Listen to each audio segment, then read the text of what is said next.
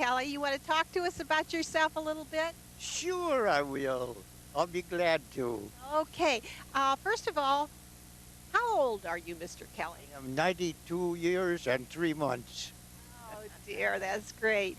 Okay, I think we'll start when you can tell stories, I know, because most of us have heard many of your stories at the Historical Society. So why don't we start with a little of your background before you came to San Andreas and then tell us about your life here? Now in San Andreas. Yes. Okay. This started down in Stockton about 1927 when I finished my apprenticeship and took the California State Board of Pharmacy examination. And instead of going back to Chowchilla to work, I went to Stockton to work for a wholesale drug salesman who had a partnership in a store, the Service Pharmacy in Stockton. And he had asked me before I went to the board examination if I wouldn't come and work for him, and I told him I would. So that is the reason I was in Stockton in October of 1927.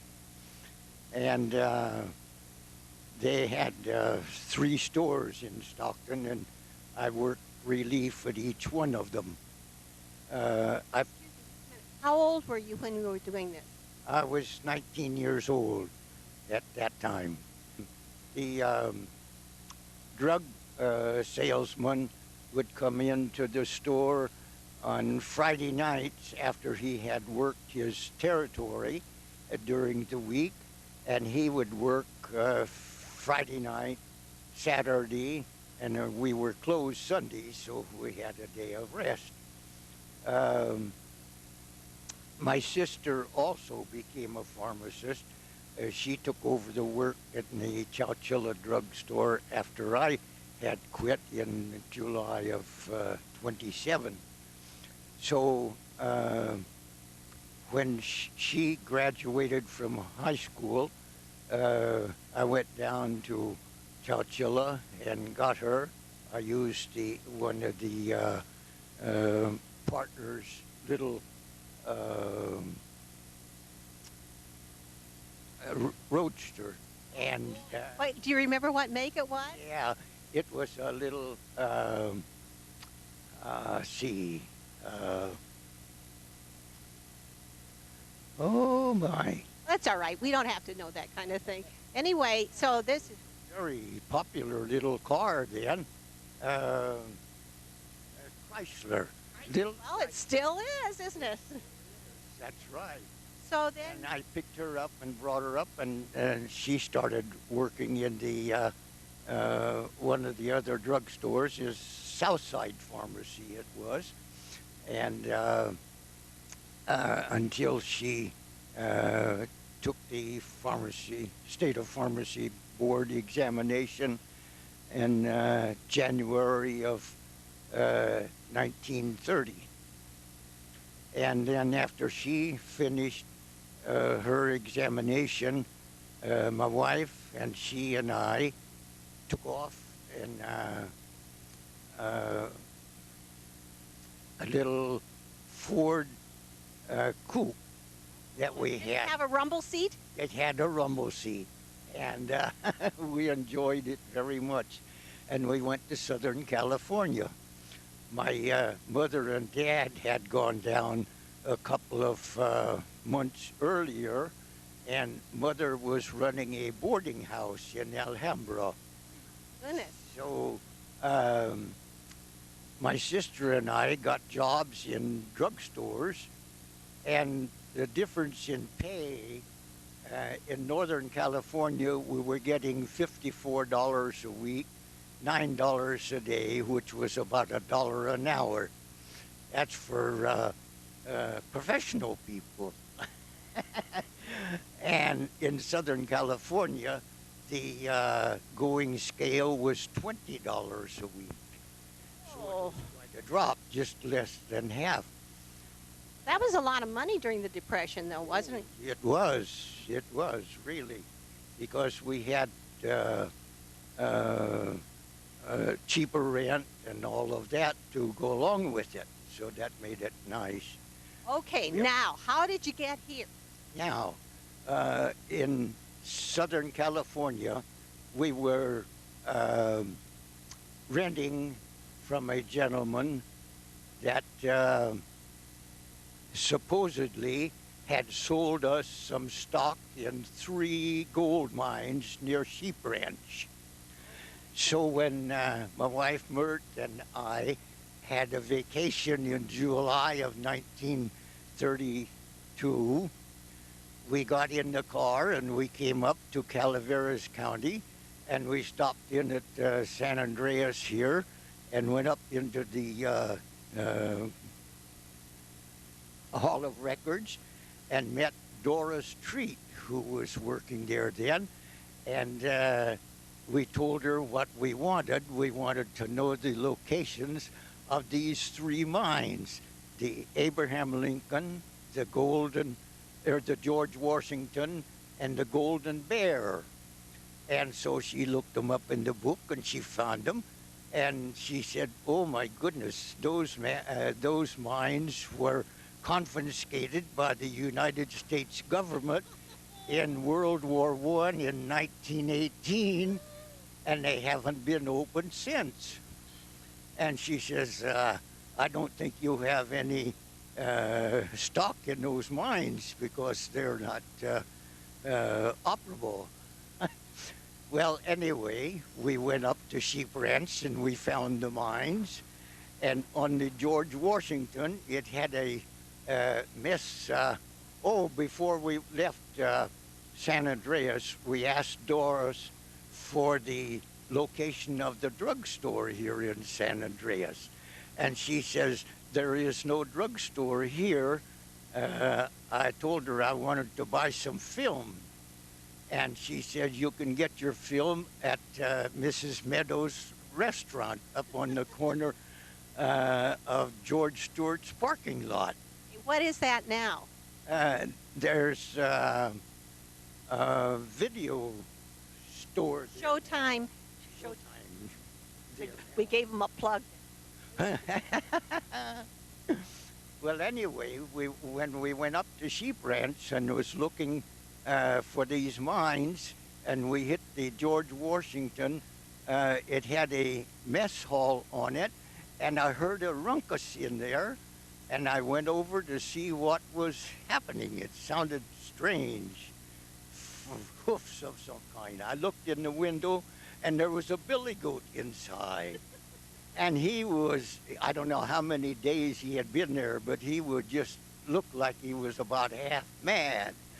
And so I hollered at Bert. I says, open the car door. I'm going to open this door for this. There's billy goat in here, and I'm going to run for the car. So she did. She opened the door. I opened the door to the mess hall, and I ran like the dickens. The goat came out of the mess hall. He wasn't interested in me. He just took off and went down the hillside someplace. Did you ever hear how he got in there? No, the door might have been open, and the wind may have opened it, or maybe somebody had opened it sometime. And he went in, it got closed, and it closed from the inside, so he could not kick it open or anything. So from the billy goat to... We went back to Southern California, and I had been down there shortly, and Lucille Holland called me one day. She was the wife of the drug salesman for Kirkuri and Company out of Sacramento, and she told me she had just lost her husband, and she wanted to know if I would come and work for her. She said that since he had died. It had been almost a year, and she had had 7 different pharmacists working in the store, and she just couldn't take it any longer. She said they were just robbing her blind. She lived in Sacramento and worked for the Sacramento Water Department, as she was not a pharmacist, and she should have sold the store right after he had died, really. But it was paying so well that she thought she should keep it for the family. They had one son, Jack, but he was never interested in pharmacy, and she should have really sold it. Well, anyway, we thought of coming back to work for her, and this was in July of 1933. I went over into Hollywood to tell my mother that we were going to go back to Northern California, and she says, if you have $250, you can get my car out of the garage and you can have the car. It was a Packard sedan, about a 1928 model. And my father had it in an accident about 3 months before, and they had an argument. So he left and went back to Chowchilla, and Mother stayed in Southern California. Well, Mert and I dug up $250 in gold pieces that we had. So we went to the bank, Bank of America, in North Hollywood, and asked them if they would give us $250 check and keep the gold so that we could buy it back as I could manage. They said, sure, that would be fine. They wouldn't care. So we got the car and we came back to California, back to Northern California.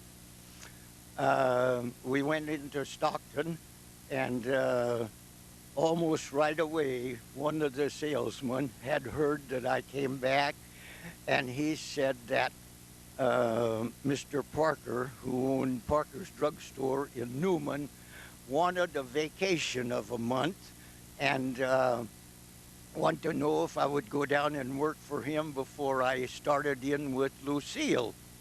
And I said, why, sure. I knew Mr. Parker, and he was a very good man, and I had done work for him before as the salesman. When I worked for him, he had customers that wanted time off, a day or two or a week or 2 weeks. Why, Buck was the man that went down and worked for them. So I did a lot of relief work in the San Joaquin Valley before I went to Southern California. So I went down and worked for Mr. Parker for a month, and then I came back and we settled in Stockton and started working for Lucille in the service pharmacy in the latter part of October. And things were doing fairly well, but a lot of the people had moved from the area. It was an industrial area at Aurora and Main Streets in Stockton, and business had dropped quite a bit in the drugstore.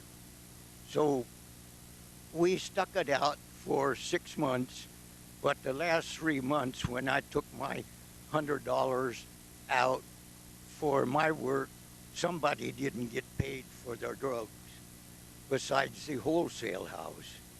And so about it could have been the latter part of March, why Mert and I thought maybe if Dad and I go up to San Andreas and check out maybe we can move the drugstore up there. So, uh, in about 3 or 4 days, why, I found a druggist that would work for me for a day. And my dad and I got in the Packard and came up to San Andreas, and we checked around with Treat Store and Winkler Store and Sheriff Joe Swing at the Chamber of Commerce with young George Stewart, and some of the people on the street. We would just stop and ask them if they would like a drugstore in San Andreas. Everybody said no. There had been a druggist from Angels Camp about 8 years ago that came over and would take orders one day and bring them back the next.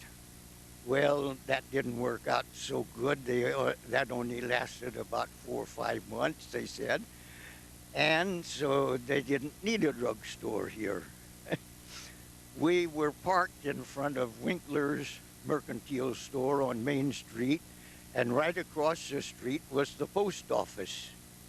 And at 4 o'clock in the afternoon, a lot of people gather in front of the post office for a little sociability and also to wait for their mail to be distributed.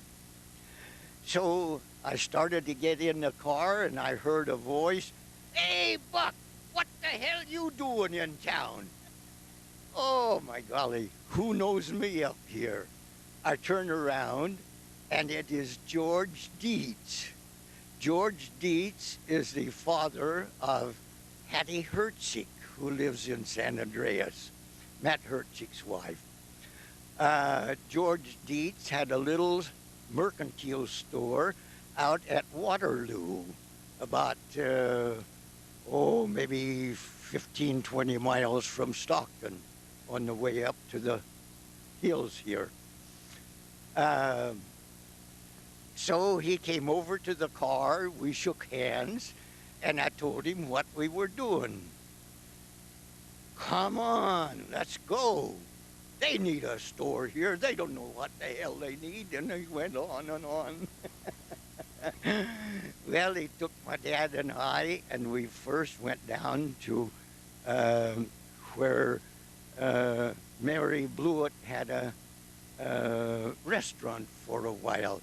I think it belonged to Ed Halley, Ed Halley, John Halley's brother. John Halley had the theater, and that is where, Howard Little has a little real estate agency there now. Anyway, we looked over Ed's building, and John says, "Oh, we don't want this. Look, the sun comes in the window, you'll have to pull the blinds and people will think you're closed. No, come on. I know just a spot for you." So we go around and we go over to the bakery. It's about halfway up the hill from toward Main Street from down. Oh, it's about halfway between Court Street and Main Street on the southern side of St. Charles Street. We are down at the bakery, and they have a vacant portion of the building on the first floor, and they have a vacant apartment upstairs. Gee, just the right deal for a drugstore and also residence. Well, we go upstairs and look it over, and we come downstairs and we look it over, and John says, "Nah, who's going to stop halfway up a hill to buy drugs? No, come on, I know just a spot. But we're going to have to go over to the high school and get Matt Swinger to come over and open up the place." Okay, this is Matt Swinger's old Bullseye Saloon right next door to the post office. Just an ideal spot for a drugstore. So we get in the car and we go over to the high school. Matt Swinger is the janitor at the high school at that time. And we get Matt and we tell him what we're looking for. Gee, you could almost see the sparkle in his eyes. Anyway, we bring him over and he puts the key in the door. He said, "This is the first time the key has been in the door since Prohibition set in." We go inside and, oh, you won't believe, I never saw so much dirt in one place in my life. That had been since back in 20, and this is 34, 14 years. The place had been closed up, and the glasses were on the counter just the way he left them the night that Prohibition set in. And it had an old iron box stove, and the stovepipe had fallen from the ceiling, leaving birds come in, but then they couldn't get out, and on the floor there must have been 20 to 30 dead birds, besides all the dirt and everything. Well, we looked it all over. It was 16 foot wide, 60 feet long. And it had the bar in it, and Matt said he could take the bar out. And so he had a gun collection also on the wall. And there must have been 40 to 50 guns on the wall, all different shapes and sizes.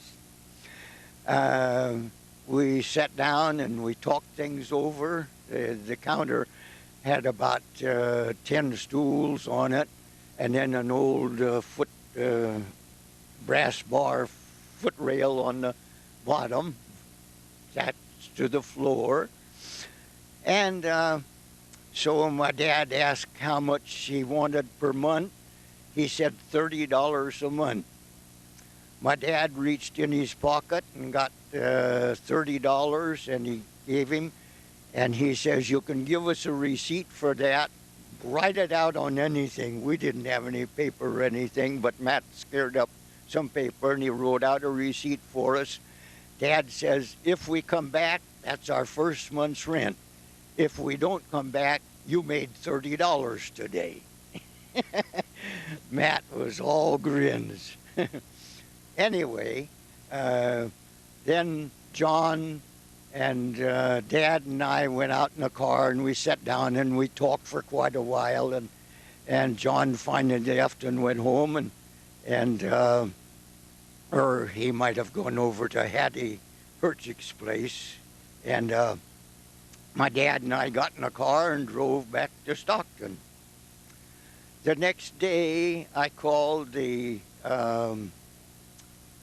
wholesale drug house in Sacramento, Kirk Geary and Company, and tell them what I thought would happen.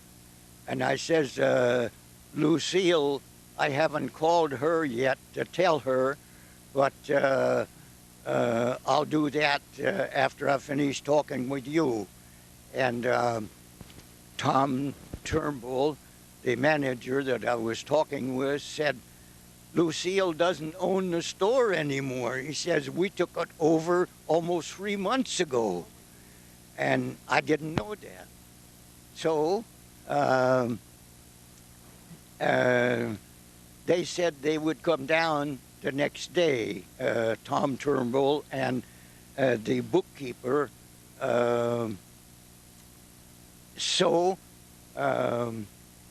Let's see, the bookkeeper's name was Ted Schaefer. So the next day they came to Stockton, and we talked matters over, and I asked how much they would want for the drugstore, and they said that Lucille owed them $2,500. And they said, there's more stock than that here, but we will just take $2,500 and you can pay it off in monthly installments any way that we will see how it pans out. Well, that was good news. We didn't think things would work out that fast. But anyway, it worked out very nice. So Mert had an uncle in Escalon, and so we thought we would go down and see him on the weekend, on Sunday, when we didn't have to work, and see if we could borrow some money to move the store on. We had no money, not enough, we thought, to move the store, and my dad didn't have but very little. So we did. We went down and saw Uncle Ernest, and he said that he had just received $300 from a gentleman that owed him money before, just that week, and he says we can use that. Oh, golly, we were so happy. And we asked him how he would like to have it paid back. And he said, how about $25 a month? Well, we'll see what happens. So, gee, we could just see the new drugstore we were getting shaping up. So we went back to Stockton and we started in getting things shaped up to move. We closed the store on the 1st of April of 1934, and we started hauling a little bit at a time in our car and in my dad's little Dodge pickup that he had. So we'd make a couple of trips a day up here with boxes of stuff that we had put in. And one afternoon when we were going back in our car, Mert and I, we got down as far as Double Springs, and we were just about to Sadie and Percy Hunt's place, building. They were living on Double Springs, and a piston went through the side of our block in the car. Oh my goodness. There we were, stuck. So I went down to the Hunt house, and I knocked on the door, and Sadie came to the door, and she asked what I wanted, and I told her what had happened. And of course, cars in those days all came with toolboxes, so we were not without tools to work with. The toolbox was underneath the back seat of the car, so I got it out, and I told her that maybe I could take the piston and piston rod and bearing off of the crankshaft and possibly get into Stockton if we drove slow enough. Well, she didn't know, and Percy wasn't home at the time. But anyway, she gave me a big old dishpan to draw the oil out with. So I took the I drained the oil, took off the oil pan, took the piston off and the piston rod and the bearing and put it in the car, and I put the pan back on and put the oil back in, and Sadie gave me an old sweater of their son Jody to put in the holes so the oil wouldn't come out as we were going to Stockton. Well, that worked fine. So we started out, and 15, 20 miles an hour is all we drove What would you usually drive? What speed at that time was? The speed limit in those days was 45 miles an hour. Of course, this Packard would go 75 or 80 miles an hour, but we had no roads that we could go that on, even with it. So it took us over 2.5 hours to get back to Stockton, and by that time it was dark. And the next day I took the car over to Chase Chevrolet on Which is still there, isn't it? They're still there today. And so they looked at it. Oh my gosh. They thought they could put a patch on it. So they did. And a couple of days they had it ready for me. They called me at the store, and I went over and got the car. And they had a patch on it, and a new piston and rod and bearing, and the whole bill was $27. Well, of course, that was a month's rent or something, practically. Oh, yeah. Gee, it was. And so we got the car back into shape, and we started moving again. So how long did it take you to do the whole move? It took us about 2.5 weeks. We finally had a dray company by the name of McDonald Draying in Stockton to haul our fixtures up. We had no way that we could bring them up, so he said that he would haul them for $100. So you brought everything from the old drugstore? Yeah, in boxes and bags and whatever, in our car and pickup. I want to know who did the cleaning. Who did the cleaning of? We all pitched in and did that. It's just like when we were first looking at it. Dad says, oh, don't worry about that. That can all be cleaned up. And it was. And it took us from the middle of of April, when we started getting everything into the store, to get it cleaned and the stuff put away and everything. And by the time we had the store ready to open, it was May 15th. And My birthday! Oh, your birthday! By golly. And it was the first day of the Jumping Frog Jubilee in 1934. And at that time, they had it on the main street of Angels Camp. And I took a picture of the Pony Express rider, which was bringing letters from Sacramento to Angels Camp, just as a gesture of the Jumping Frog Jubilee. So we opened that day, and as time went on, everybody seemed to say that they wanted a soda fountain in the drugstore.